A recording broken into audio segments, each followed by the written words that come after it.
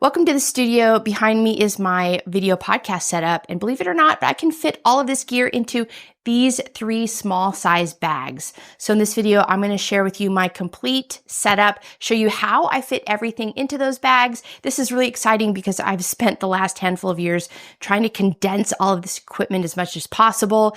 And hey, let's pull the curtain back and take a closer look.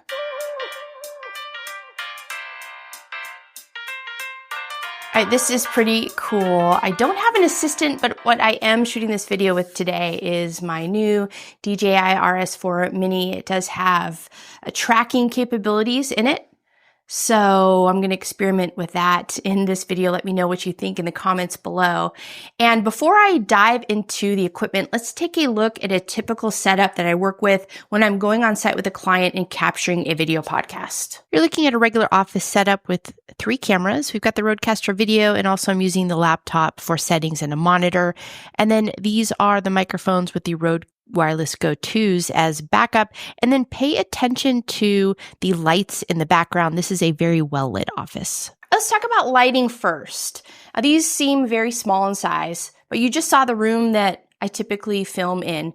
It has big windows, so I'm not coming in with huge lighting. And again, if my client and project calls for huge lighting setups, then I'm going to go ahead and do that. But I use these small size panel lights by LumeCube, and I'm just using them to keep lighting consistent on everyone's face. You saw in that room, as the sun moves across the sky and those huge windows, the lighting does change. It goes behind trees and there's clouds and that kind of stuff. So I just try to keep lighting as consistent as possible. But most of the time, what we're going for in those setups are just the natural look and feel that's in that office all the time anyways. For other situations, I might use larger size lighting. But again, that means that it would require more setup time and more budget. And if the client wants that, then I will do that. So these are panel lights by LumeCube. I like these because you can charge them ahead of time. If you use like 35 to 40% brightness on these lights, you're going to get about an hour and a half, sometimes 2 hours. You can also plug them in. So they're just nice and lightweight. They fit in a small size bag. They come with the stands. These stands fold down, very small in size. And of course the lights are small and light. So this is the lighting setup that I use in this specific situation. Let's talk about cameras. Now, I typically use 2 FX3s. These are the ones that I use for the individual angles for whoever's included in the interview. And then for the wide view, I normally use the FX30, but I'm filming with the FX30 right now. So I put a wide angle lens on the FX30 to get that wide shot. I use the Sigma 10 to 18 millimeter f2.8 for that. And then over here, I have the FX3, and I'll use the 24 to 70. So I do try to avoid using prime lenses for anything that is a video podcast or even an interview setup, because I can place the tripod wherever I need it, and then I can just adjust by zooming in or zooming out. Now, you can also use 2 FX30s if you want, or APS-C cameras. I like the Sigma 18 to 55 millimeter. I think that's what it is. It's the 24 to 70 equivalent. And anyway, I like to zoom into the individual folks who are in the video podcast interview and then have that nice wide angle. So the tripods that I go with are the lightest and smallest tripods, honestly, that I can get away with. And of course, they do need to accommodate the weight of the camera setup. But I go with these Mi Photos. These don't need to extend very high because most of the time in interviews or in video podcasts, people are sitting down. So you don't need super tall tripods. I don't think they make these specific ones anymore, but you can probably pick some up used. I'm really digging the new Benro carbon fiber tripods. The price point is pretty good. The verdict's still out on the long-term reliability of these tripods, but they're definitely something that I use all the time, and I love them. Now, there are some limitations to whatever camera system you go with. First of all, is it going to overheat? Can it continue to record for long periods of time? One thing I do for long-form video podcasts is I just record in HD 30 frames per second, and I rarely have an issue with overheating. If you do need to shoot in 4K, it is something to consider when you're selecting your cameras. Now, this is a Lumix camera, but I typically use the FX3 and the FX30s for that very reason. I don't have to worry about them overheating. The second thing is your memory. If you're recording for a long period of time, just make sure that you have enough space on your memory cards. Later on, when we look at how I capture recordings in a little more detail, I'll show you how I not only capture on my cameras, but I also capture to an external SSD, and we'll look at that a little more closely in a minute. And then the other thing to consider is battery life. If you're recording for a long period of time, you just want to make sure that you have enough battery life. You don't want to be swapping out batteries while you're recording, especially if you're there by yourself. So what I turn to is a V-mount battery system. You have plenty of battery life using any V-mount batteries that are pretty much out there. Some of my long-form podcast videos tend to run an hour and a half, 2 hours, sometimes 2.5 hours, and I've never run into limitations. I use these Momin 99s. I've had these for a really long time. They've been super reliable, and they don't have all the new bells and whistles, but they work just fine. What I do is I use these little tripod hooks. So all I do is I take my V-mount battery, and I'm just going to hook it here. And then I'm just going to use this clamp and I'm going to attach it to the tripod. And now it's just right there, easy to get to. The other thing is there are a ton of different ways that you can power your camera using a V-mount battery. I just use a dummy battery to detap. It just depends on whatever options you have available, both to your camera and then also whatever battery system you're using. The dummy battery goes in the battery slot, the detap end goes into the V-mount battery. You can power directly through USB-C on Sony cameras. So it just depends on whatever camera you're using, but that's how I set up my cameras.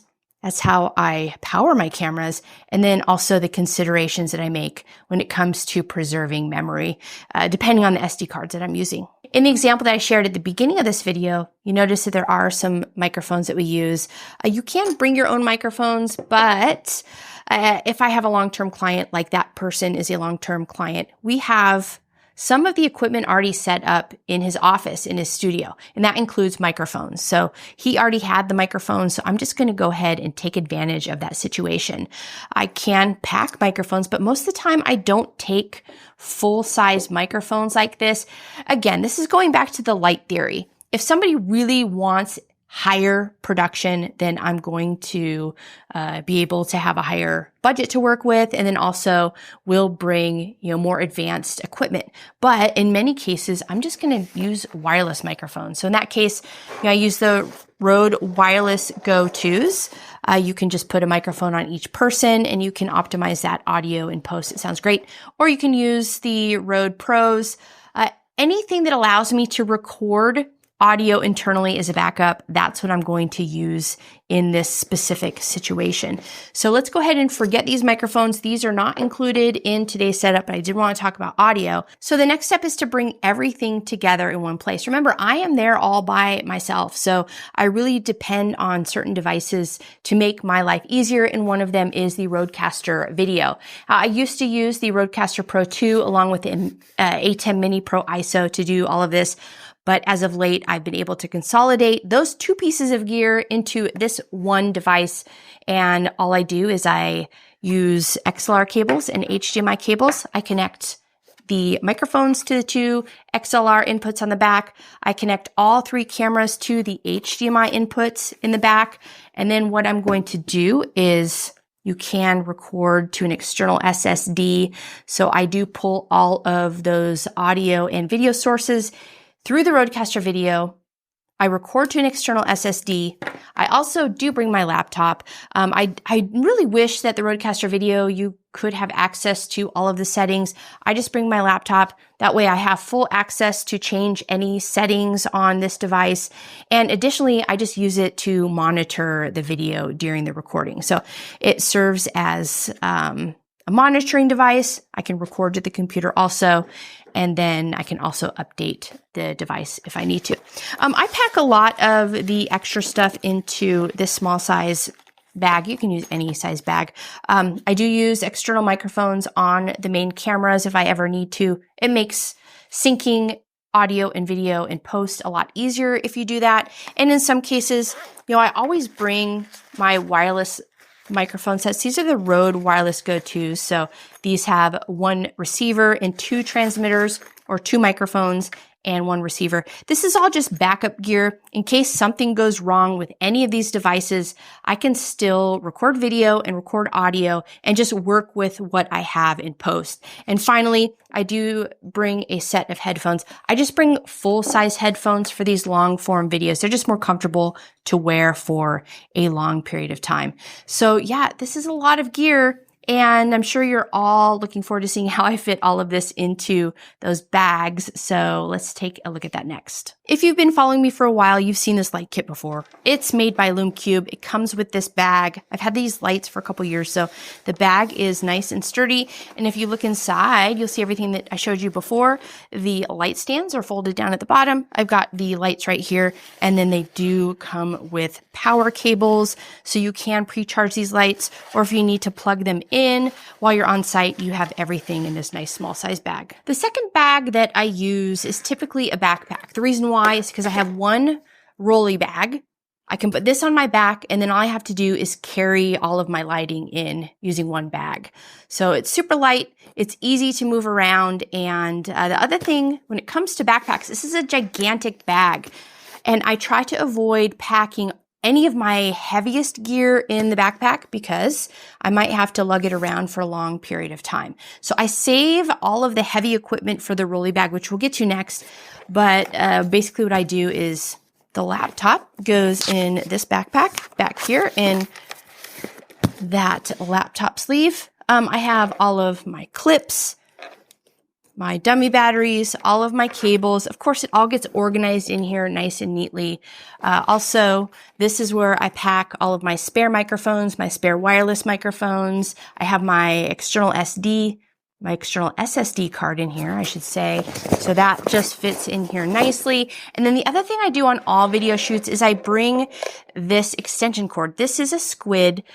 These are so much better than power strips because sometimes you have to plug like big bricks into your power supply. This one has a 10-foot cord on it. They sell ones that aren't as long, but I always pack a squid with me, or I have some sort of an extension cord in my car because it never fails. I always need to plug things in. And so this also fits right into this backpack. I just zip it up and throw it in the back of my car and I'm off and running. This is a new case for me. It is a little taller, which is why I like it. And I did add these straps. I don't really quite trust these latches 100%. So all I did was drill holes into the top of the case, and that's a zip tie. And then I just ran these NRS straps through the zip ties to hold it in place. But let's go ahead and open this up.